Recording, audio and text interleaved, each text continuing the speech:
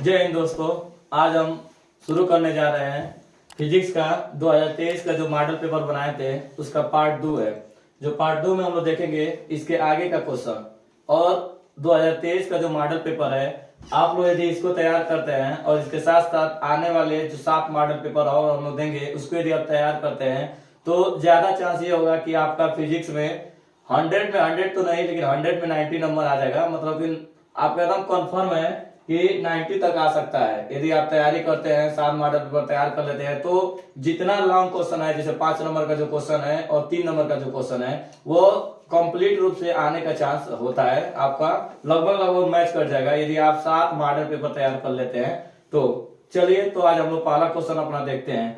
इस पहले वाले क्वेश्चन में आपको दिया है कि देखिए, कांच का अपवर्तनांक दे दिया है और हीरे का अपवर्तनांक दे दिया है, दोनों का अपवर्तनांक दे दिया है। और ये अपवर्तनांक जो दिया है वो y के सापेक्ष है, एयर के सापेक्ष है। तो हम इसको जब लिखेंगे कि कांच का अपवर्तनांक दे दिया है 1.5, तो यहाँ पे लिखेंगे हम लोग ऐसे, अपवर्तनांक को n से दिखाते हैं और लिखेंगे कि एयर के सापेक्ष किसका बोला है? कांच का। तो एयर के सापेक्ष जो कांच का अपवर्तनांक होगा वह दिया है 1.5। उसके बाद आपको दिया है कि ये जो हीरे का जो अपवर्तनांक दिया है, तो हीरे का जो अपवर्तनांक दिया है एयर के सापेक्ष डायमंड से दिखाएंगे। एयर के सापेक्ष डायमंड का अपवर्तनांक जो दे दिया है 2.40।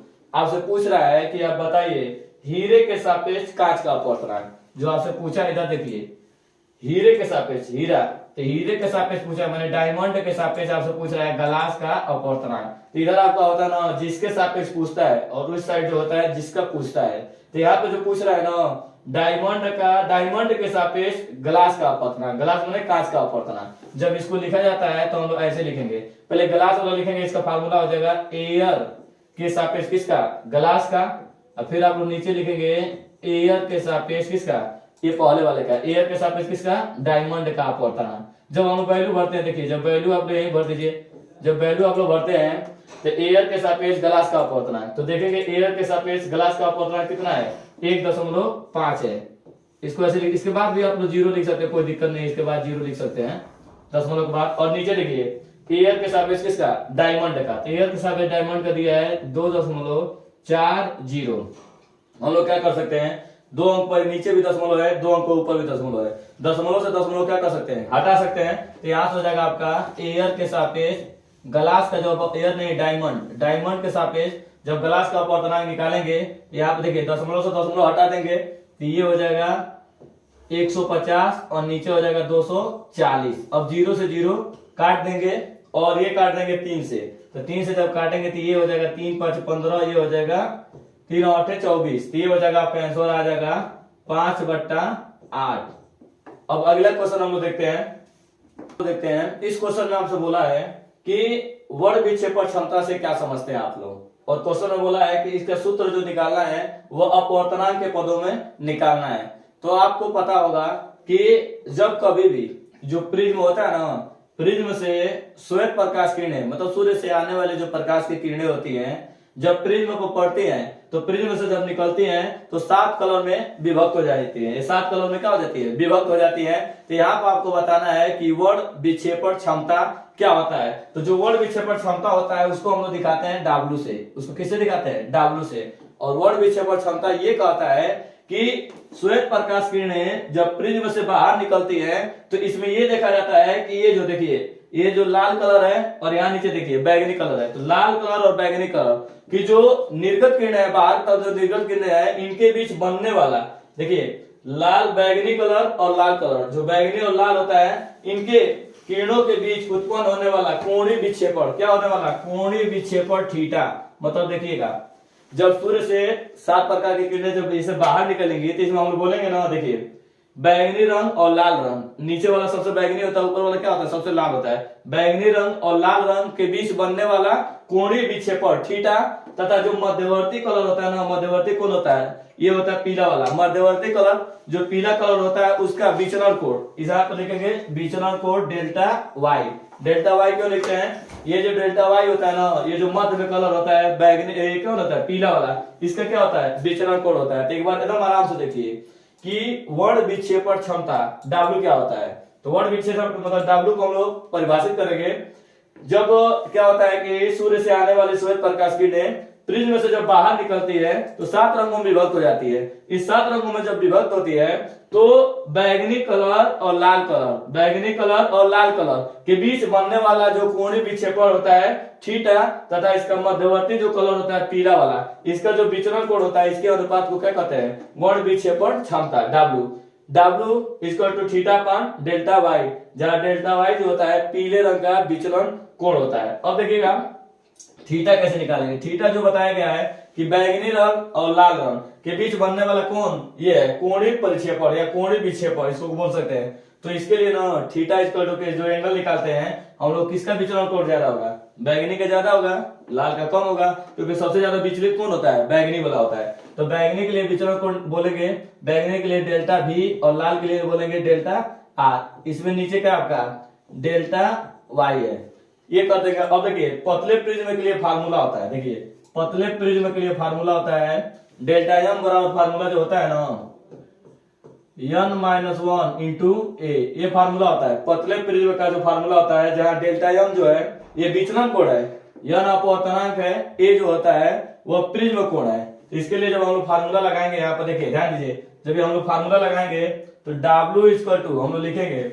डेल्टा V के जगह पर जो वैल्यू लिखेंगे तो डेल्टा V के जगह पर वहां पर लिखे, देखिए डेल्टा M बराबर होता है n-a इंटू ए। तो यहाँ पर जब लिखेंगे तो ये फार्मूला लिखेंगे n किसके लिए लगाएंगे? V माइनस के 1 और उसके बाद लिखेंगे ए प्रिज्म कोण, फिर माइनस लिखेंगे, उसके बाद इसके लिए लिखेंगे लाल कलर के लिए तो लिखेंगे यहाँ पर n-r-1 इंटू ए अपान, जब बैगनी के लिए लिखेंगे तो देखिए बैगनी के लिए होगा n के जगह हो जाएगा ny-1 इंटू ए। इसको जब देखिए जब इसको हम लोग हल करेंगे, जब इसको हल करेंगे ना तो इसके आगे कोई मतलब प्लस चिन्ह है तो कोई परिवर्तन नहीं होगा, जैसे वैसे रहेगा। तो इसको हम लोग साथ देखिए इन दोनों में ना ए, देखिए ए दोनों में है कि नहीं? ए बाहर पहले कॉमन कर लीजिए, इसको ऐसे ऊपर करके ए आप बाहर कॉमन कर लेंगे। जब कॉमन कर लेंगे तो यहाँ पे देखिए क्या होगा, यहाँ पे बचेगा n-v बैंगनी रंग का अपवर्तनांक, फिर माइनस के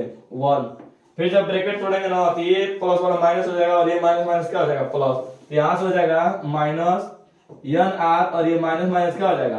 प्लस हो जाएगा। और नीचे देखिए नीचे आपका जो है ny-1 इंटू ए, यहाँ ए से ए कट जाएगा, यहाँ 1 से 1 कट जाएगा, तो आपका जो फार्मूला है वो प्रूफ हो जाएगा। क्या हो जाएगा?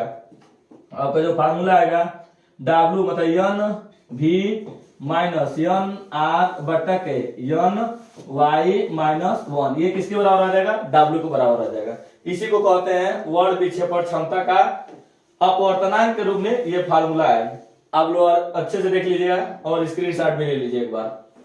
अगला क्वेश्चन हम लोग देखते हैं कि आइंस्टीन का प्रकाश वैद्युत प्रभाव क्या होता है, और आइंस्टीन का जो भी प्रकाश वैद्युत समीकरण आपको बताना है।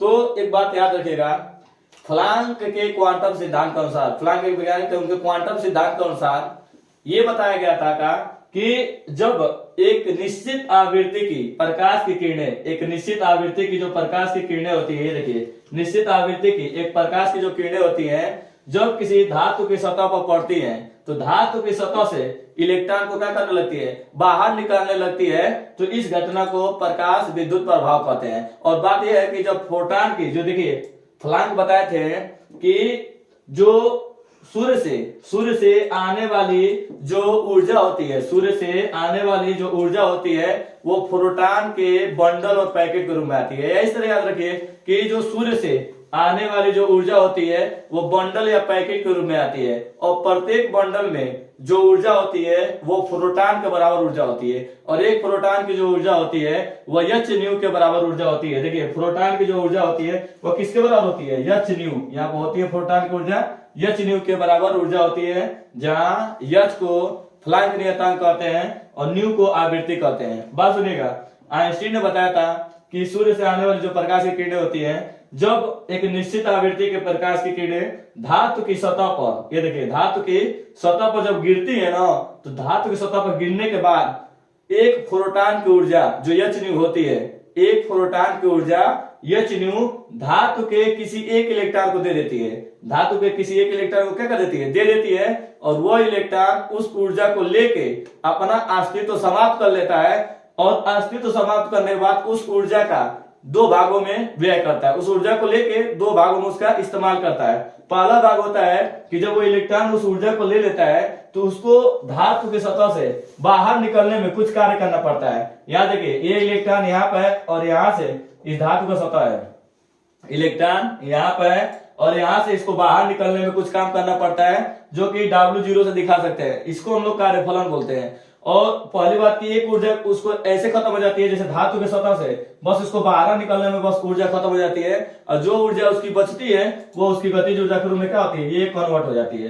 तो हम लोग बोल सकते हैं कि आइंस्टीन ने बताया था कि एक निश्चित आवृत्ति की जब ऊर्जा जो होती है, जब किसी धातु की सतह पर गिरती है तो अपने ना धातु की सतह के किसी एक इलेक्ट्रॉन को अपनी ऊर्जा को दे देती है, और वो इलेक्ट्रॉन उस ऊर्जा को लेके उसका व्यय दो भागों में करता है। पहला भाग होता है केवल इलेक्ट्रॉन धातु की सतह से बाहर निकालने में कुछ ऊर्जा खत्म कर देता है, जिसे हम लोग कार्यफलन कहते हैं, और जो ऊर्जा बचता है उस ऊर्जा को गतिज ऊर्जा के रूप में क्या कर देता है, व्यय कर देता है। तो आप यहाँ देख सकते हैं, देखिए ये बताया भी गया है, आइंस्टीन ने बताया था कि प्रकाश वैद्युत प्रभाव में कि प्लैंक के क्वांटम सिद्धांत के अनुसार सूर्य से जो आने वाली जो ऊर्जा होती है वो बंडल और पैकेट के रूप में आती है, और प्रत्येक बंडल में एक प्रोटॉन की ऊर्जा के बराबर ऊर्जा होती है, और प्रोटॉन के बराबर जो ऊर्जा होती है वो एच न्यू के बराबर होती है। और धातु की सतह पर जब गिरती है तो वो अपने ऊर्जा को किसी एक इलेक्ट्रॉन को दे देती है, वह इलेक्ट्रॉन उस ऊर्जा को लेकर को भागों में व्यय करता है, दो भागों में। एक तो उसको केवल धातु की सतह से बाहर निकलने में कुछ ऊर्जा खत्म हो जाती है,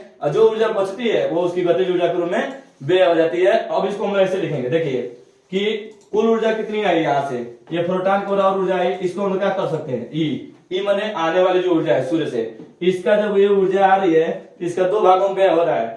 एक तो कार्यफलन में W, इसको बाहर निकलने में W0 से दिखाएंगे, इसको बस धातु की सतह से बाहर निकलने में, और जो शेष ऊर्जा बच रही है उसकी क्या कहला रही है, गतिज ऊर्जा, के लिख देंगे गतिज ऊर्जा। अब देखिए जो प्रोटॉन की ऊर्जा है वो किसके बराबर है, एच न्यू के बराबर है। एच न्यू के बराबर क्या होती है, प्रोटॉन की ऊर्जा होती है। और कार्यफलन के जगह पर लिखेंगे एच न्यू 0, जहां पे ये न्यू 0 होता है ना, देहली आवृत्ति, क्या होता है, देहली आवृत्ति, और के जो होता है आपका गतिज ऊर्जा 1/2 m v², तो v या ना मैक्सिमम लिखते हैं, अधिकतम गतिज ऊर्जा होती है। यहां से क्या करते हैं कि एच न्यू उधर से प्लस वाला है, इधर लेकर आएंगे क्या बन जाएगा, माइनस, यहां से हो जाएगा H nu minus H nu 0 equal to 1/2 m v maximum square. यहां से आप चाहें तो एच कॉमन कर लीजिए, एच कॉमन कर लेंगे तो ये हो जाएगा nu minus nu 0 equal to 1/2 m v maximum square. ये आपका क्या होगा, आइंस्टीन प्रकाश विद्युत समीकरण।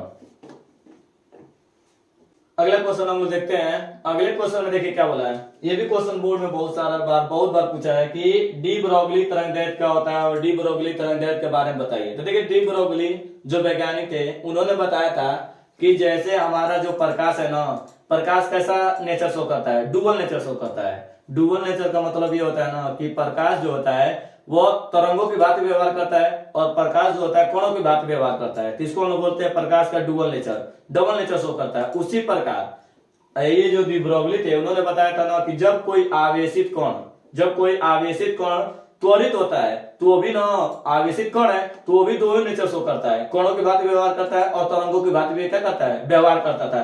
यही डी ब्रोगली बताया था। डी ब्रोगली ने कहा था कि मतलब कि जब कोई आवेशित कण त्वरित होगा तो कैसे व्यवहार करेगा, तरंगों की भांति व्यवहार करेगा। तो पहले तो वो करता और फिर तरंगों की भांति व्यवहार कर रहा है, तो मतलब कि उनका यही था कि जैसे प्रकाश डुअल नेचर शो करता है, डबल नेचर शो करता है, तरंग और कण दोनों की भांति व्यवहार कर सकता है, वैसे ही जब कोई आवेशित कण जब त्वरित होता है तो भी कैसा नेचर कर सकता है, तरंगों की भांति और कणों की भांति व्यवहार कर सकता है। तो देखिए इसमें इन्होंने बताया था, देखिए और एक बात और है कि इन्होंने ये कहा था ना, देखिए ध्यान दीजिए, इन्होंने ये बोला था कि जब जो इलेक्ट्रॉन था, इलेक्ट्रॉन किरण पुंज का जो डेविडसन और जर्मन वैज्ञानिक थे उन्होंने क्या किया था, उन्होंने इलेक्ट्रॉन किरण पुंज का क्या कहता है, जैसे इलेक्ट्रॉन एक कण है तो इलेक्ट्रॉन जब क्या करता है, त्वरित होता है तो तरंगों के भांति व्यवहार करता था। ये ना जो डेविडसन और जर्मन थे इन्होंने अपने प्रयोग में ये दिखा दिया था कि ये जो इलेक्ट्रॉन है वो कैसा गुण प्रदर्शित करता है, तरंगों के भांति व्यवहार करता है, और इनका जो किरण पुंज विवर्तन के रूप में क्या किया जा सकता है, देखा जा सकता है। और देखिए जो डी ब्रोगली तरंगदैर्घ्य होती है, डी ब्रोगली तरंगदैर्घ्य, उसको हम लोग कैसे हम लोग निकालेंगे, ये देखिए हम लोग जानते हैं कि कोई भी प्रोटॉन की ऊर्जा होती है या कोई भी आवेशित जो कण होता है उसकी जो ऊर्जा होती है E इक्वल टू कितनी होती है, एच न्यू के बराबर होती है। और आप सबको पता होगा कि E इक्वल टू, इसको आप लोग कर लीजिए समीकरण नंबर 1, और ये जानते हैं आप लोग E बराबर सबको पता होगा कि mc² होता है, समीकरण नंबर 2।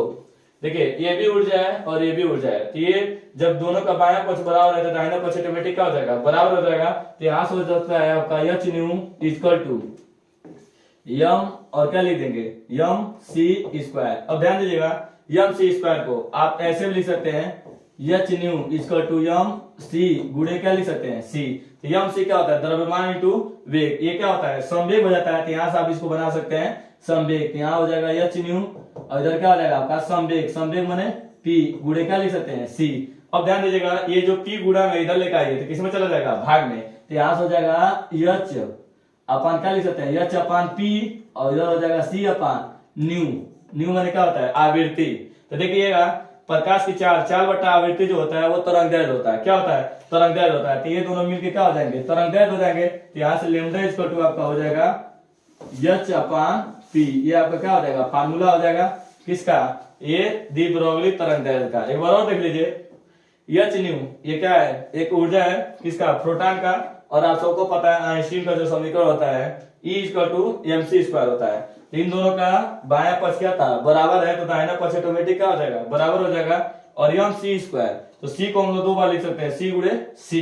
यहाँ से यम इंटू सी, यम माने द्रव्यमान और सी माने प्रकाश की चाल। तो द्रव्यमान और वेग मतलब चाल जो भी हो उसको क्या बोलते हैं हम लोग, संवेग, संवेग गुणे सी। अब देखिएगा ये जो न्यू गुणा में इधर जाएगा तो क्या करेगा, भाग। और आपको सबको पता, देखिए कैसे, चाल बराबर होता है ना, सी बराबर चाल बराबर क्या होता है, दूरी बट्टा समय, और एक बट्टा समय बराबर क्या होता है, आवृत्ति।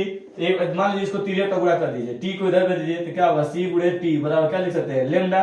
और टी माने होता है आवर्तकाल, और आवर्तकाल का उल्टा क्या होता है, आवृत्ति। तो इसको लिख सकते हैं सी बट्टा क्या लिख सकते हैं, न्यू बराबर क्या लिख देंगे, लेमडा। तो यहाँ पे लेमडा की वैल्यू क्या की है, सी बट्टा न्यू। एक बार और इसको समझिए थोड़ा सा। देखिए क्या बता रहे द्विब्रोगली में यही कहा था कि जैसे प्रकाश डबल नेचर शो करता है, वैसे ही जब कोई आवेशित कण त्वरित होता है तो वो कणों और तरंगों की भांति व्यवहार करता है। और इसका न सत्यापन जो किया था वैज्ञानिक डेविडसन और जर्मन ने भी किया था, इलेक्ट्रॉन पुंज के द्वारा ये परिभाषित किए थे। अगला क्वेश्चन हम लोग देखते हैं। अगले क्वेश्चन में बोला है, देखिए पीएन संधि डायोड में क्या होता है, पीएन संधि डायोड में अग्र अभिनत क्या होता है और उत्क्रम अभिनत क्या होता है। तो इससे पहले आप लोग जान जाइए कि पी टाइप और एन टाइप के अर्धचालक कैसे मिलते हैं। तो पहली बात आप सबको पता होगा कि अर्धचालक क्या होता है। तो अर्धचालक ऐसे पदार्थ होता है जो जिसकी चालकता जो होती है ना चालक से कम होती है किंतु अचालक से क्या होती है, अधिक होती है। देखिए ये जो अर्धचालक होते हैं ना, ये दो टाइप के होते हैं, एक तो शुद्ध अर्धचालक होता है और एक आपका होता है अशुद्ध अर्धचालक। तो शुद्ध वाला जो अर्धचालक होता है वो विद्युत धारा को परिवाहित, मतलब कहे तो विद्युत धारा उसे प्रवाहित नहीं होता है। लेकिन जो आपका अशुद्ध वाला अर्धचालक होता है उसमें क्या किया जाता है कि अशुद्ध बनाया जाता है। कैसे होता है, जब से ना सिलिकॉन ले लिए, सिलिकॉन एक अर्धचालक है, सिलिकॉन में आप डाल दीजिए ना, यदि ऐसा पदार्थ डालिए जिसके बाहरी कक्षा में क्या हो 3 इलेक्ट्रॉन हो, तो जब 3 इलेक्ट्रॉन वाला डालेंगे तो क्या बनेगा, पी टाइप का अर्धचालक बनेगा। और आप ऐसे इलेक्ट्रॉन को डालिए, ऐसे पदार्थ को डालिए जिसके बाहरी कक्षा में 5 इलेक्ट्रॉन हो, तो वो बनता है एन टाइप का अर्धचालक। एन टाइप का अर्धचालक होता है, पी टाइप का अर्धचालक होता है। जब इन दोनों को हम लोग क्या करते हैं, एक दूसरे के साथ मर्ज करा देते हैं, मिला देते हैं, तो ये बनता है पीएन संधि डायोड। जब पी टाइप का अर्धचालक को एन टाइप का अर्धचालक के साथ मिलाते हैं तो ये बनता है पीएन संधि डायोड। पी टाइप में कोटर जो होते हैं वो विद्युत धारा के मतलब विद्युत धारा प्रवाहित करने के लिए उत्तरदायित्व होते हैं। कोटर का मतलब होता है रिक्त स्थान, और रिक्त स्थान जो होते हैं वो धनावेशी जैसा व्यवहार करते हैं। और जो एन टाइप के होते हैं उसमें इलेक्ट्रॉन भरे होते हैं जो विद्युत धारा के मार्ग को प्रवाहित कराते हैं। अब इसमें आपसे बोला है ना कि अग्र अभिनत क्या होता है, उत्क्रम अभिनत क्या होता है। बस इस क्वेश्चन को देखिए, आपसे क्वेश्चन बोला है कि अग्र अभिनत क्या है और उत्क्रम को हम कहते हैं ना पश्च अभिनत क्या है। तो याद रखिए, देखिए जब पी टाइप के अर्धचालक को, पी टाइप के अर्धचालक को बैटरी के धन टर्मिनल से जोड़ा जाता है। यदि आप बैटरी लगाते हैं यहाँ पर तो बैटरी के किससे जोड़ा जाएगा, धन टर्मिनल से। पी टाइप का अर्धचालक को कैसे जोड़ते हैं, बैटरी के धन टर्मिनल से जोड़ा जाता है। ये जो पी टाइप है ना, इसको हम लोग क्या करते हैं, यहाँ बैटरी कनेक्ट करा देते हैं। और बैटरी कनेक्ट कराने के बाद जब ना हम लोग क्या किया जाता है कि बैटरी के किससे जोड़ा जाएगा, धन टर्मिनल से जोड़ा जाएगा। किसको, पी टाइप का अर्धचालक को। और जो एन टाइप का अर्धचालक होता है वो बैटरी के किससे जोड़ा जाता है, ऋण टर्मिनल से जोड़ा जाता है। जब पी टाइप के अर्धचालक को बैटरी के धन टर्मिनल से जोड़ा जाता है और एन टाइप के अर्धचालक को बैटरी से ऋण टर्मिनल से जोड़ा जाता है तो इसको बोला जाता है अगर अभिनत। अगर अभिनत के लिए पी टाइप को धन से और एन टाइप को ऋण से, ये होता है अगर अभिनत। इसमें क्या होता है, जब ऐसे जोड़ दिया जाता है ना तो देखिए पी टाइप क्या होता है, प्लस जैसा व्यवहार करते हैं और ये प्लस से ही जोड़ दिया गया है तो प्लस प्लस इसको प्रतिकर्षित करता है तो इसको आगे की तरफ बढ़ाता है और माइनस को क्या करता है, अपनी तरफ खींचता है। और ऋण वाले को एन टाइप से जोड़ते हैं तो एन टाइप में क्या होते हैं, मुक्त इलेक्ट्रॉन होते हैं तो ये माइनस वाला इसको प्रतिकर्षित करेगा तो इसको आगे की तरफ बढ़ाता है। जब ना पी टाइप को और एन टाइप को क्या करते हैं, सेल या बैटरी से जोड़ देते हैं तो इसके अंदर वैद्युत क्षेत्र उत्पन्न हो जाता है और वैद्युत क्षेत्र उत्पन्न हो जाता है तो क्या होते हैं, ये इलेक्ट्रॉन क्या करते हैं, एन टाइप से पी टाइप की तरफ क्या होने लगते हैं, आने लगते हैं और इसमें वैद्युत धारा के मार्ग में क्या होता है, वैद्युत धारा प्रवाहित होने लगता है। तो आप सीधे अगर अभिनत में सीधे आप लिख सकते हैं कि पी टाइप को अर्धचालक को किससे जोड़ना है, पी टाइप को अर्धचालक को धन टर्मिनल से जोड़ना है और एन टाइप को अर्धचालक को किससे जोड़ना है, ऋण टर्मिनल से जोड़ना है। तो जब पी टाइप का अर्धचालक को धन टर्मिनल से और एन टाइप का अर्धचालक को ऋण टर्मिनल से जोड़ देते हैं, इसको बोलते हैं पीएन संधि डायोड। और जस्ट देखिए पीएन संधि डायोड का उल्टा ही होता है। ये जो उत्क्रम अभिनत के बाद जो है आपका अगर अभिनत उत्क्रम अभिनत, इसमें क्या होता है ना कि पी टाइप के अर्धचालक को, देखिए पी टाइप का अर्धचालक जो होता है ना इसको हम लोग क्या करते हैं, पी टाइप का अर्धचालक को बैटरी के ऋण टर्मिनल से जोड़ देते हैं, बैटरी के ऋण टर्मिनल से जोड़ देते हैं। और ये जो होता है ना एन टाइप वाला होता है इसके धन टर्मिनल से जोड़ देते हैं। जब पी टाइप का अर्धचालक को बैटरी के ऋण टर्मिनल से जोड़ देते हैं और एन टाइप का अर्धचालक को बैटरी से धन टर्मिनल से जोड़ देते हैं तो इसमें ना अवक्षय जो परत होता है, ये जो अवक्षय परत होता है बहुत चौड़ा हो जाता है और विद्युत धारा प्रवाहित नहीं होता है। क्यों नहीं होता है, देखिए कैसे, ये माइनस वाला है आपने किससे जोड़ दिया, पी टाइप से।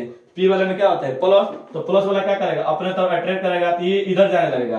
जो भी क्वार्टर होते हैं इधर की तरफ मतलब इधर बांध देंगे। अब प्लस वाला है, प्लस वाला क्या करेगा, माइनस वाले को अपने तरफ अट्रैक्ट करेगा। ये इलेक्ट्रॉन है, इलेक्ट्रॉन सब पीछे भागने लगते हैं। तो जब ये पीछे भागने लगता है और ये इधर जाने लगता है तो इसके बीच में क्या होता है, और 6 परत बहुत ज्यादा क्या होता है, डिस्टेंस हो जाता है, बहुत ज्यादा परत बढ़ जाती है जिसके कारण ना कि उत्क्रम अभिनत में ना विद्युत धारा के मार्ग में कोई मतलब कोई विद्युत धारा बहता ही नहीं। बात कर लीजिए, जब हम ना उत्क्रम अभिनत में जोड़ देंगे तो इसमें कोई भी वैद्युत धारा उत्पन्न नहीं होगी, वैद्युत धारा प्रवाहित नहीं होगी।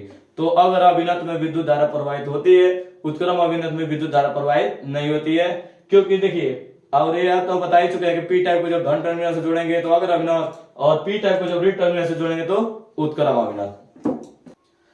अगला क्वेश्चन देखते हैं। ये जो क्वेश्चन है देखिए ये बोर्ड में आने का सबसे ज्यादा प्रबल दावेदार ये क्वेश्चन है, क्योंकि ये देखिए या तो द्विध्रुव के अर्थ को पूछता है या तो द्विध्रुव के निरस पर वैद्युत क्षेत्र की तीव्रता पूछता है कि आप बताइए कि द्विध्रुव के अर्थ पर कितना होगा वैद्युत क्षेत्र की तीव्रता और निरस पर कितना होगा वैद्युत क्षेत्र की तीव्रता। तो यदि हम लोग ना द्विध्रुव के अर्थ पर निकालते हैं, देखिए अच्छे से ध्यान दीजिएगा, वैद्युत द्विध्रुव में क्या होता है कि वैद्युत द्विध्रुव में देखिए ध्यान दीजिए, यहाँ पर हम लोग ना द्विध्रुव बनाते हैं तो आपको पता ही होगा द्विध्रुव क्या होता है। द्विध्रुव जो होता है उसमें द्विध्रुव एक ऐसा निकाय होता है जिसमें कि दो आवेश होते हैं, दोनों पर ना आवेश का जो परिमाण होता है वो बराबर होता है, किंतु ना उनका जो चिन्ह होता है वो विपरीत होता है, एक पर प्लस होता है एक पर माइनस होता है। जैसे एग्जांपल देखा जाए तो वैद्युत द्विध्रुव का H2 एक वैद्युत द्विध्रुव का एग्जांपल है, NaCl वैद्युत द्विध्रुव का एग्जांपल है, HCl वैद्युत द्विध्रुव का एग्जांपल है, ये सब एग्जांपल है। तो बस याद देखिए वैद्युत द्विध्रुव के अक्ष पर तीव्रता कितना होगा, वैद्युत क्षेत्र की तीव्रता ये हम निकालते हैं। चलिए देखते हैं, प्रूव कर जाना है।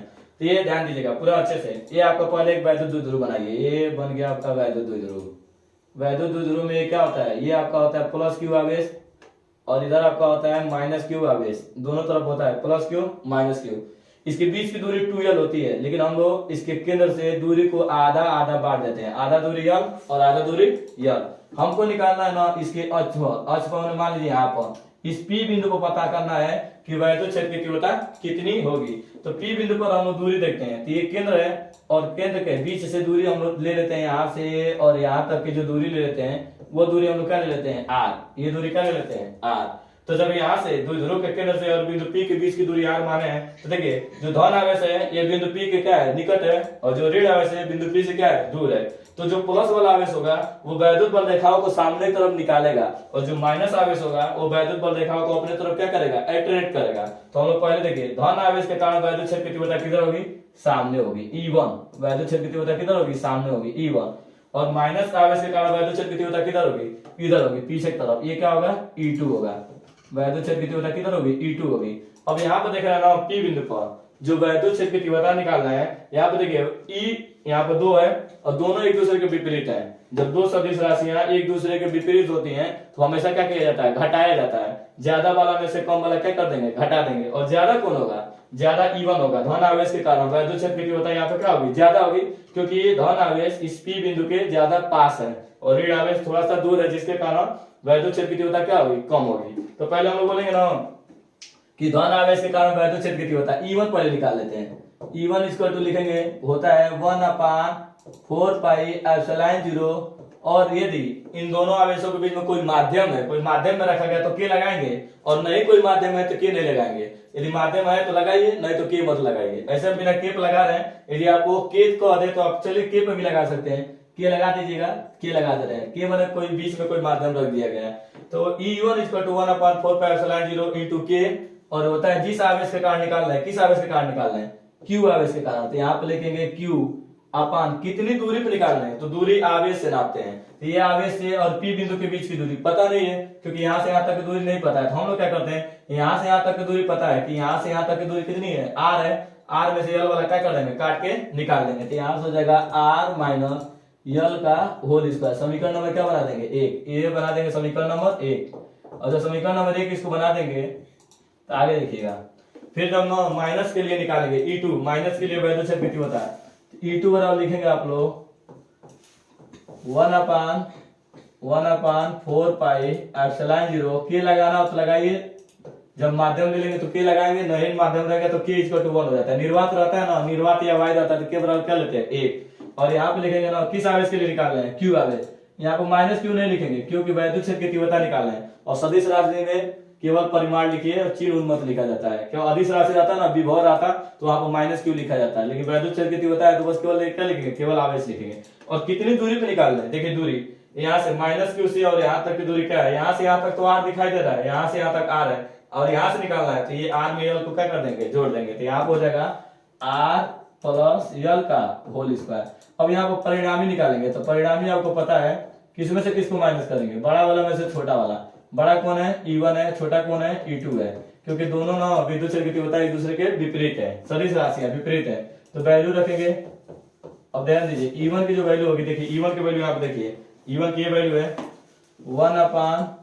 1/4 पाई एप्सिलॉन 0 इंटू के, और ऊपर देखेंगे क्या है, Q अपान R माइनस L का होल स्क्वायर। फिर माइनस करेंगे, इसकी वैल्यू रखेंगे।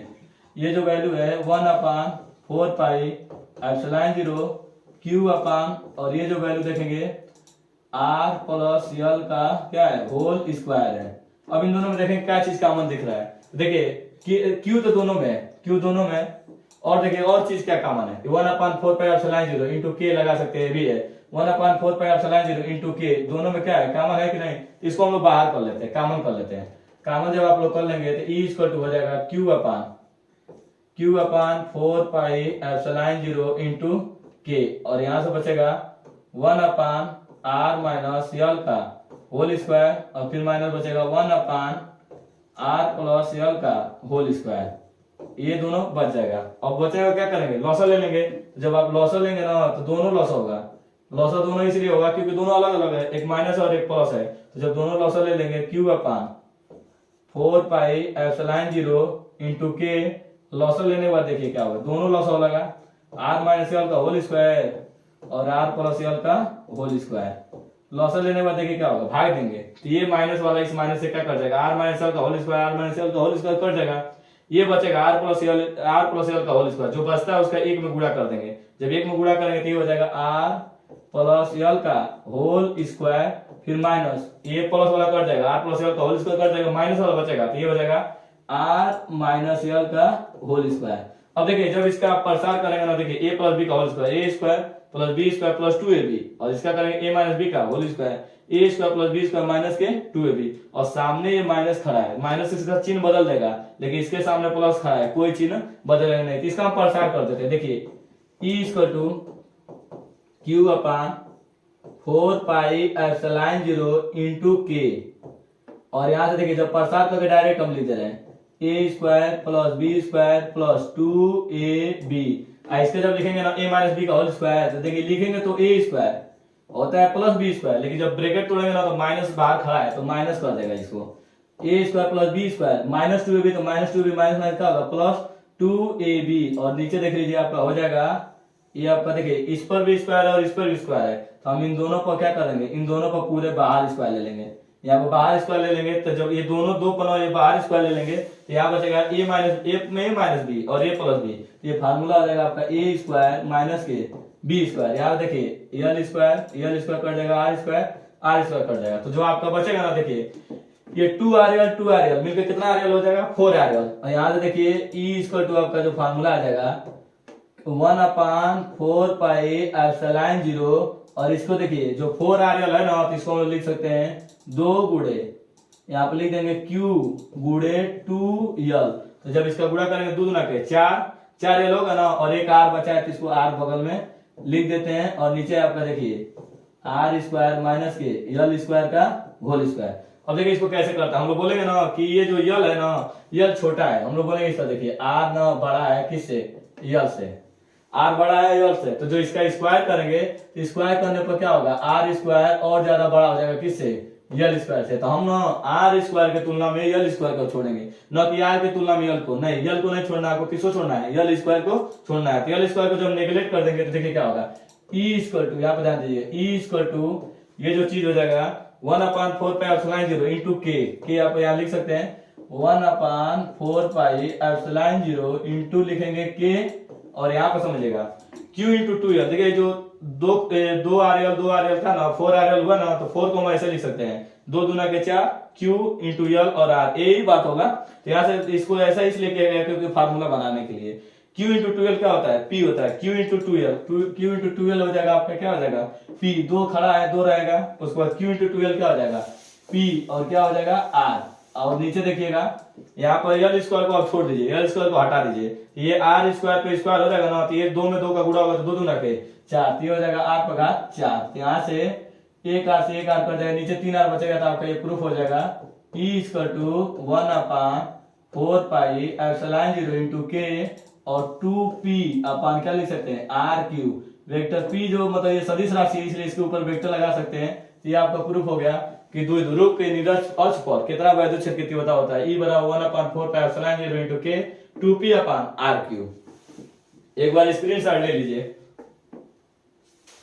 अगला क्वेश्चन हम लोग देखते हैं, इस क्वेश्चन में देखिए क्या बोला है कि अन्योन्य प्रेरण गुणांक को परिभाषित कीजिए, तो अन्योन्य प्रेरण के बारे में थोड़ा सा हम लोग जान जाते हैं कि अन्योन्य प्रेरण होता क्या है। देखिए दो पास पास रखे कुंडलियों में से किसी एक कुंडली में जब वैद्युत धारा के मान में हम लोग क्या करते हैं बार बार परिवर्तन करते हैं, देखिए ये पहली वाली कुंडली है, ये दूसरी वाली कुंडली है, दूसरी वाली कुंडली में कोई धारा और नहीं भेजना है, इसमें खुद धारा पैदा होगा, पहली वाली कुंडली में आपको धारा भेजना है और ऐसी धारा भेजना है जो कि परिवर्तित रहे, मतलब धारा का मान बार बार क्या हो परिवर्तन हो, तो जब पहली वाली कुंडली में धारा के मान में हम बार बार परिवर्तन करते हैं तो इसके पास में रखी जो दूसरी वाली कुंडली होती है इससे बद चुंबकीय फ्लक्स में बार बार क्या होता है परिवर्तन होता है, कभी इसमें से चुंबकीय बल रेखाएं ज्यादा चली जाती है, कभी इसमें से चुंबकीय बल रेखाएं कम चली जाती है, तो दूसरी वाली कुंडली से बद चुंबकीय फ्लक्स में यदि बार बार परिवर्तन होता है तो दूसरी वाली कुंडली में एक बल उत्पन्न होता है जिसे प्रेरित विद्युत वाहक बल कहते हैं, और दूसरी वाली कुंडली यदि बंद है तो दूसरी वाली कुंडली में एक धारा बंद लगती है जिसे प्रेरित विद्युत धारा कहते हैं, और इस घटना को अन्योन्य प्रेरण कहते हैं। देखिए अन्योन्य प्रेरण में क्या होता है, अन्योन्य प्रेरण गुणांक क्या होता है, तो जो दूसरी वाली कुंडली में जो पैदा होने वाला जो चुंबकीय फ्लक्स होता है फाई, चुंबकीय फ्लक्स जो φ2 है, दूसरे वाली कुंडली से जो चुंबकीय फ्लक्स φ2 है, और दूसरे वाली कुंडली में यदि फेरों की संख्या क्या हो n2 हो, दूसरे वाली कुंडली में फेरों की संख्या क्या हो n2 हो, तो ये किस पर निर्भर करता है, ये पहले वाली कुंडली में बहने वाली धारा I के अनुपाती होता है, मतलब कि जितना अधिक आप धारा में परिवर्तन करेंगे उतना ज्यादा इसमें चुंबकीय फ्लक्स में क्या होगा परिवर्तन होगा, जितना ज्यादा आप धारा के मान में परिवर्तन करेंगे उतना ज्यादा दूसरे वाली कुंडली से बद चुंबकीय फ्लक्स में क्या होगा बार बार परिवर्तन होगा। जब हम अनुक्रमानुपाती का चिन्ह हटाते हैं तो हम लोग लिखते हैं एक नियतांक, अनुक्रमानुपाती का चिन्ह हटाए क्या लिखेंगे एक नियतांक, उस नियतांक को क्या कहते हैं यम, जिसे अन्योन्य प्रेरण गुणांक कहते हैं। यहाँ से हो जाएगा यम इक्वल टू, देखिए यम इसको ये गुणा में तो कितना चला जाएगा भाग में चला जाएगा, तो यम इक्वल टू हो जाएगा n2 φ2 अपन क्या लिखेंगे I1। अब यहाँ से देखिए यदि धारा क्या कर दे एकांक कर दे, धारा एकांक कर दे तो ये क्या होगा यम n2 और φ2 का क्या हो जाएगा बराबर हो जाएगा, ये आपका होता है अन्योन्य प्रेरण गुणांक। अन्योन्य प्रेरण गुणांक में देखिए न्यूमेरिकल आपको दिया गया है कि अन्योन्य प्रेरण गुणांक, और एक और फार्मूला होता है अन्योन्य प्रेरण गुणांक का, देखिएगा E इक्वल टू, जैसे ये होता है ना E2 इक्वल टू होता है, यहाँ पे लिखते हैं यम, और ये होता है DI/dt। यहाँ से जो बोलते हैं ना कि ये देखिए DI1/dt, ये कैसे डिफिनेशन दिया जाता है ना कि पहली वाली कुंडली में, ये देखिए पहली वाली कुंडली में धारा में परिवर्तन, यदि क्या कहते हैं धारा में परिवर्तन की दर यदि एकांक हो, मतलब ये जो है ना DI1/dt इक्वल टू कितना हो, 1 हो, मतलब कि पहली वाली कुंडली में धारा में परिवर्तन की दर यदि एकांक हो तो दूसरी वाली कुंडली में उत्पन्न होने वाला प्रेरित विद्युत वाहक बल, दूसरी वाली कुंडली में उत्पन्न होने वाला प्रेरित विद्युत वाहक बल अन्योन्य प्रेरण गुणांक यम के क्या होता है, बराबर होता है। ये आप डिफिनेशन दे सकते हैं। ऐसे देखिए एक बार और कि पहली वाली कुंडली में धारा में परिवर्तन की दर यदि एकांक हो, DI/dt एकांक हो, तो दूसरी वाली कुंडली में उत्पन्न होने वाला प्रेरित विद्युत वाहक बल E2, प्रेरित विद्युत वाहक बल जो होता है वो अन्योन्य प्रेरण गुणांक के क्या होता है, बराबर होता है। ये आप डिफिनेशन देंगे। और देखिए न्यूमेरिकल इसमें दिया, देखिए दूसरी वाली कुंडली में फेरों की संख्या क्या दिया है, 1000, यहाँ पे लिख सकते हैं N2 बराबर कितना, 1000। दूसरी वाली कुंडली में फेरों की संख्या कितना है, 1000 है। फिर आगे पढ़िए, इसमें बोला है पहली वाली कुंडली में कितना धारा जा रहा है, ये जा रहा है आपका 2.5, ये हो जाएगा I1 बराबर क्या लिखेंगे, 2.5 और एम्पियर। बात समझे। और देखिए आगे कि धारा प्रवाहित होने पर चुंबकीय फ्लक्स दे दिया φ2, ये आपका जो वैल्यू दिया ना φ2 दे दिया, तो φ2 की जो वैल्यू है वो कितना है, 1.4 गुणे 10 माइनस कितना दिया है, 4 दे दिया है। अब आगे आपसे पूछा है ना कि यम बताइए, तो सीधे ही फार्मूला लगा देंगे, यम वाला दिखाई दे रहा है, यम इक्वल टू लिखेंगे। देखिए यम इक्वल टू क्या होता है, N2, N2 को वैल्यू क्या दिया है, N2 को वैल्यू 1000 दिया है, N2 को वैल्यू 1000 लिख देंगे। φ2 को वैल्यू कितना दिया है, 1.4 गुणे 10 माइनस के 4। उसके बाद देखिएगा I1 की वैल्यू कितना है, 2.5। तो यार ध्यान दीजिएगा, ये दशमलव से दशमलव हटा देंगे, ये वाला दशमलव इस दशमलव से हट जाएगा, 25 से काट देंगे, 25 चौको 100, ये 40 हो जाएगा। यम इक्वल टू हो जाएगा 40 गुणे 14 10 माइनस के 4। और देखिए 14 में इसका गुणा करेंगे तो चौको 56 हो जाएगा, ये आपका हो जाएगा 56। और एक जीरो से एक दशमलव हटा सकते हैं, ये हटा दीजिए, एक जीरो से दशमलव हटाएंगे 10 माइनस के 3। और देखिए मानक रूप में लिखने का मन है तो लिख सकते हैं, एक और जीरो इसका कम कर देंगे तो ये 5.6 गुणे 10 माइनस के 2 हो जाएगा, ये -2 लिख सकते हैं। और यहाँ से इसका मात्रक आप जानते हैं हेनरी होता है, हेनरी, आप ये हेनरी लिख सकते हैं। अगला क्वेश्चन हम देखते हैं। इस वाले क्वेश्चन में बोला है कि हाइगेंस के द्वितीयक तरंगिकाओं को बताइए और हाइगेंस के द्वितीयक तरंगिकाओं के द्वारा प्रकाश के अपवर्तन को प्रूव कीजिए। ये प्रूव करना है। देखिए ये जो क्वेश्चन है 5 नंबर का आया हुआ क्वेश्चन होता है। 5 नंबर में 2.5 नंबर आप जो भी लिखेंगे तो मिलेगा और 2.5 नंबर जो डेरिवेशन कर देंगे तो मिलेगा। दोनों को कन्वर्ट होता है 2.5 नंबर। तो हम लोग देखते हैं प्रकाश का द्वितीयक तरंगिकाओं का सिद्धांत। तो देखिए पहला जो बोलते हैं ना प्रकाश का द्वितीयक तरंगिकाओं का सिद्धांत, पहला जो बोला जाता है कि किसी माध्यम में जो खींचा गया काल्पनिक जो पृष्ठ होता है जिसको माध्यम के सभी कण समान कला में समान कंपन करते हैं, तो ऐसे पृष्ठ को हम बोलते हैं तरंगार्ध। जो कि पहला देखिए हाइगेंस का द्वितीयक तरंगिकाओं का 3 सिद्धांत है। तो पहला सिद्धांत बोलता है किसी माध्यम में खींचा गया एक ऐसा काल्पनिक पृष्ठ जिस पर माध्यम के सभी कण समान कला में क्या कर रहे होंगे, समान कंपन कर रहे हैं, तो इसको क्या बोलते हैं, तरंगार्ध बोलते हैं। क्या बोलते हैं, तरंगार्ध। इसको बोला जाता है तरंगार्ध बोलते हैं। और दूसरा देखिए पहला तो याद हो गया कि किसी माध्यम में खींचा गया एक ऐसा काल्पनिक पृष्ठ जिसमें माध्यम के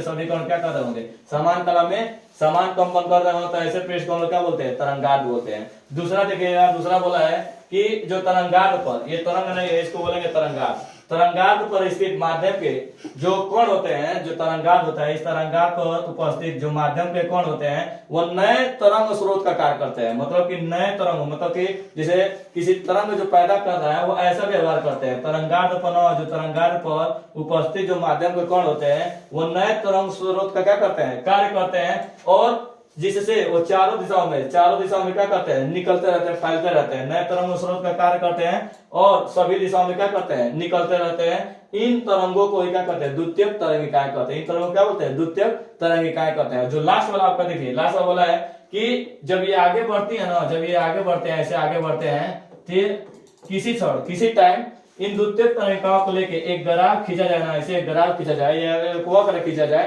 तो ये ना इनकी एक नए तरंग स्थिति को क्या करते हैं, प्रदर्शित करते हैं। जैसे ये देखिए किसी टाइम किसी क्षण जो होता है, इन द्वितीयक तरणिकाओं को एक स्पर्श किया जाए, मतलब एक काल्पनिक प्रेस से खींचा जाए या ऐसे प्रेस से खींचा जाए, तो ये क्या करती है, उस क्षण तरंगार्थ की नई स्थिति को रिप्रेजेंट करती है कि इस समय तरंगार्थ की स्थिति क्या है। तो इस प्रकार ये तीनों देख लीजिए। एक बात पहला जो एक बार और सुन लीजिए कि किसी माध्यम में खींचा गया एक ऐसा काल्पनिक पृष्ठ जिसमें माध्यम के सभी कण समान कला में क्या कर रहे हो, समान कंपन कर रहे हो, तो ऐसे पृष्ठ को हम लोग क्या बोलते हैं, तरंगार्थ बोलते हैं। पहला। दूसरा बोला है ना कि जो तरंगार्थ होता है ना, तरंगार्थ पर, ये जो तरंगार्थ पर होता है, तरंगार्थ पर उपस्थित जो माध्यम के कण होते हैं वो नए तरंग स्रोत का क्या करते हैं, कार्य करते हैं, और माध्यम में ही सभी दिशाओं में क्या होते हैं, माध्यम में सभी दिशाओं में क्या होते हैं, फैलते रहते हैं, माध्यम में सभी दिशाओं में क्या करते हैं, गति करते रहते हैं। और लास्ट बोला है ना, किसी क्षण बढ़ती हुई जो तरंगिकाएं हैं, जो तरंगिकाएं हैं उनको लेके एक वक्र खींचा जाए ना, तो तरंगार्थ की नई स्थिति को क्या करते हैं, प्रदर्शित करते हैं। अब आगे हम देखते हैं इसका कैसे आप लोग प्रूव करेंगे। देखिए यहाँ पर ये दो प्रकाश की किरणें आ रही हैं किसी माध्यम में, हवा से मान ली आ रहे हो, किस में जा रहे हैं, जल में ही जा रहे हैं। ये देखिए, जब आपको भी पता है कि जब कोई प्रकाश एक माध्यम से दूसरे माध्यम में जाता है तो उसका जो वेग होता है वो बदल जाता है। तो यहाँ पर देखिए, पहले माध्यम का जो वेग है v1 है और दूसरे माध्यम वेग क्या है, v2 है। और आप जानते हैं विरल से सघन में जब कोई प्रकाश आता है तो उसकी जो चाल होती है वो घट जाती है, विरल में ज्यादा होता है और सघन में क्या होता है, कम होता है। तो जब ये देखिए दो प्रकाश की किरणें आई हैं, ये आ रही हैं, और इसमें हम लोग क्या बनाए, ये तरंगार्थ बनाए। तरंगार्थ का मतलब इस तरंगार्थ को उपस्थित माध्यम के जितने भी कण होंगे समान कला में क्या कर रहे होंगे, समान कंपन कर रहे होंगे। तो हम ये बोलेंगे ना कि जितना समय में बी बिंदु से माध्यम के कण सी बिंदु तक आने में जितना समय लगता है, ठीक उतना ही समय ए बिंदु से चल के ई बिंदु तक आने में सेम समय लगता है। बता देखिए यहाँ पर दूरी ज्यादा चला गया है। क्यों दूरी चला है, क्योंकि ना ये विरल माध्यम है, विरल माध्यम में प्रकाश की चाल ज्यादा होगी तो उतने ही समय में ज्यादा दूर चलेगा, और उतने ही समय में जब सघन माध्यम में जाएगा तो क्या होगा, कम दूरी तय करेगा। और ये होता है देखिए आपतित किरण के साथ अविलंब जो होता है आपतन कोण बनाता है, तो ये आपतन कोण आई है तो ये भी आपतन कोण आई होगा। और यहाँ पे देखिए इस तरह, और जो तरंगार्थ होता है ना, ये तरंगार्थ जो होता है 90 डिग्री का कोण बनाता है हमेशा। कितना डिग्री कोण बनाता है, 90 डिग्री का। किसी भी तरंगों पर क्या होता है, काल्पनिक जो पृष्ठ खींचते हैं वो 90 डिग्री का कोण बनाता है। और यहाँ भी देखिए, यहाँ भी क्या खींचा हमने, तरंगार्थ खींचा है। ये हवा में तरंगार्थ है, मैंने पहले माध्यम में तरंगार्थ है, और दूसरा माध्यम जो जल है इसमें तरंगार्थ है। और यहाँ पे देखिए अपवर्तित किरण जो होता है आर बनाता है, और यहाँ पे क्या बनाया, आर बनाया। तो सिंपल ना हम लोग दो त्रिभुज लेंगे। ये जो पहला त्रिभुज है देखिए ए बी सी, पहले त्रिभुज देखिए त्रिभुज ए बी सी, तथा दूसरा त्रिभुज देखिए, दूसरा त्रिभुज देखेंगे ना ए सी का ए ई सी, दूसरा त्रिभुज लिखे ए ई सी में। अब सीधे लगा दीजिए, साइन थीटा लगा दीजिए। तो थीटा का क्या है, आई है, तो लिखेंगे साइन थीटा। साइन थीटा का क्या है, आई है। तो आपका फार्मूला पता ही होगा कि साइन थीटा वाला क्या होता है, लंब बट्टा कोण, और 90 डिग्री के सामने का जो भुजा होता है उसी को हम लोग क्या बोलते हैं, कोण। तो साइन आई बराबर लिखेंगे, जो कोण लेते हैं ना, जो भी कोण लेते हैं तो कोण के सामने भुजा क्या कहलाती है, लंब, और 90 डिग्री के सामने भुजा क्या कहलाती है, कोण। तो ये साइन थीटा बराबर हो जाएगा लंब बट्टा कोण। तो लंब की जो वैल्यू होगी 20 लगाई, सी तक हो जाएगी लंब, और बट्टा 90 डिग्री के सामने भुजा क्या होगी, कोण। कोण क्या है, 90 के सामने का, 90 के सामने कौन है, ए सी है। तो यहाँ से देखिएगा ये लिख देंगे। अब आगे समझिएगा, एक बार आर ले लेते हैं, साइन दूसरा साइन थीटा, ये भी है, ये भी एक समकोण त्रिभुज है। इसमें हम लोग देखेंगे ना, तो देखिए साइन आर, ये वाला एंगल ले रहे हैं इस त्रिभुज में, साइन आर है, तो साइन आर बराबर लेंगे एंगल साइन थीटा क्या होगा, लंब, लंब यहाँ से यहाँ तक होगा ए ई लंब, लंब बटा क्या लिखेंगे 90 डिग्री, तो यहाँ पर 90 बना होगा, 90 के सामने का क्या कहलाएगा, कोण, कोण क्या होगा ए सी। समीकरण नंबर इसको 1 बना देंगे, इसको समीकरण नंबर क्या बना देंगे 2। समीकरण 1 में समीकरण 2 का क्या कर देंगे, भाग दे देंगे। जब डिवाइड करेंगे समीकरण नंबर 1 समीकरण 2 में, तो ये हो जाएगा साइन आई और ये हो जाएगा साइन आर। पहले में दूसरा भाग देंगे, और देखिए यहाँ पर जब लिखेंगे BC अपन क्या लिखेंगे AC, और नीचे लिखेंगे AE अपन क्या लिखेंगे AC। तो यहाँ से AC से AC कट जाएगा, और क्या बचेगा BC अपन AE। यहाँ पर आपका बच जाएगा BC और अपन क्या होगा AE। तो देखिए BC जो है ना दूरी है, B से C तक दूरी है, तो दूरी बराबर होता है चाल गुणे समय। चाल गुणे क्या होता है, समय। तो चाल क्या है, पहले माध्यम में चाल क्या है, V1 है, पहले माध्यम में चाल V1 है। और जितना समय B से C तक आने में जितना समय लग रहा है उतना ही समय A से चल के E तक जाने में लग रहा है, तो समय दोनों बराबर लगेगा। तो देखिए दूरी बराबर क्या होता है, दूरी बराबर होता है चाल गुणे समय। यहाँ पे देखिए फिर A जो है ना, A से E, A भी एक दूरी है, तो दूरी बराबर क्या लिखते हैं, चाल गुणे समय। तो दूसरे माध्यम में चाल क्या है, V2 है, समय कितना लग रहा है, T लग रहा है, तो T से T कट जाएगा। तो यहाँ से आपका आ जाएगा, यहाँ देखिए यहाँ आ जाएगा साइन आई बट्टा के sign are equal to V1 बट्टा V2। तो V1 बट्टा V2 होता है पहले माध्यम में प्रकाश की चाल बट्टा दूसरे माध्यम में प्रकाश की चाल इक्वल टू होता है अपवर्तनांक यन। ये जो वैल्यू हो जाएगी किसकी वैल्यू हो जाएगी, ये वैल्यू यन की हो जाएगी। तो साइन आर इक्वल टू हो जाएगा यन 1 2 पहले माध्यम के सापेक्ष दूसरे माध्यम का अपवर्तनांक, जो कि यही प्रूव करना था। एक बार स्क्रीनशॉट ले लीजिए। अगला क्वेश्चन कहते हैं, ये जो लास्ट क्वेश्चन है ये आपका 5 नंबर में आया हुआ क्वेश्चन जो होता है, इसमें जो बोला देखिए ये बहुत ही आसान न्यूमेरिकल है। आप एक प्रिज्म के लिए अपवर्तनांक दे दिया है और इसमें बोला है कि विचरण जो कोण होता है ना डेल्टा एम, इसकी वैल्यू पूछ रहा है। तो सिंपल हम लोग फार्मूला जानते हैं अपवर्तनांक यन 1 2 बराबर होता है आपका formula sine A plus delta M by 2 होता है अब बट्टा के साइन ए बाई 2 होता है। ये जो फार्मूला होता है ये विचलन कोण का फार्मूला होता है। ये जो होता है n इक्वल टू n माने अपवर्तनांक होता है। और देखिए अपवर्तनांक का वैल्यू दे दिया है, अपवर्तनांक की जो वैल्यू दिया है वो दिया है कोसेक a बाई 2। किसके जगह पर दिया है अपवर्तनांक, और अपवर्तनांक आपको पता है n होता है। n इक्वल टू दे चुका है n की जगह पर, और यहाँ पर देखिए यहाँ पर sine a plus delta M by 2 upon नीचे क्या है, नीचे है साइन a बाई 2। अब बात समझिएगा कोसेक बराबर क्या होता है, कोसेक बराबर होता है 1 upon sine, cosec equal to होता है 1 अपान साइन a बाई 2। और इधर ध्यान दीजिए इधर आपका है sine a plus delta M by 2 और नीचे आपका क्या है साइन a बाई 2। तो देखिएगा ये जो साइन a बाई 2 है ये साइन a बाई 2 कट जाएगा, इधर क्या बचेगा आपका, ये बचेगा 1, इधर आपको बचेगा sine a plus delta M by 2। अब हम देखेंगे ना जब एक तरफ साइन होता है इधर कोई भी वैल्यू होता है ना तो हम ढूंढते हैं कि साइन में किसकी वैल्यू होती है। ये साइन में 90 की वैल्यू होती है, 90 की वैल्यू होती है। इधर लिख सकते हैं साइन कितना 90 डिग्री, और इधर हो जाएगा आपका sine A plus delta M by 2। यहाँ से साइन कैंसिल हो जाएगा, यहाँ इधर आपका बचेगा क्या बचेगा, इधर बचेगा आपका 90 और उधर आपका जो बचा रहेगा वो बचेगा ए प्लस डेल्टा एम बाई 2। यहाँ दो भागा में इधर जाकर क्या करेगा गुणा कर देगा, तो इसमें हो जाएगा 180 equal to A plus delta M पूछा ए इधर प्लस ए इधर लेकर आ जाइए तो हो जाएगा 180 माइनस क्या लिख देंगे ए बराबर क्या लिखेंगे डेल्टा एम। ये फार्मूला प्रूफ हो गया, delta M equal to 180 minus A, ये आपको प्रूफ करना था। तो ये जो हमारा लास्ट क्वेश्चन था। अब देखिएगा इसके आगे ना हम लोग 8 को मॉडल पेपर कंप्लीट करा दिए, फिर हम लोग इसके आगे का मॉडल पेपर लेकर आएंगे। 7 मॉडल पेपर कराना है और 7 मॉडल पेपर बहुत ही ज्यादा महत्वपूर्ण होंगे। यदि आप 7 तैयार कर लेते हैं तो आपका 100 में 100 तो नहीं लेकिन 100 में 90 मतलब आने का चांस रहेगा।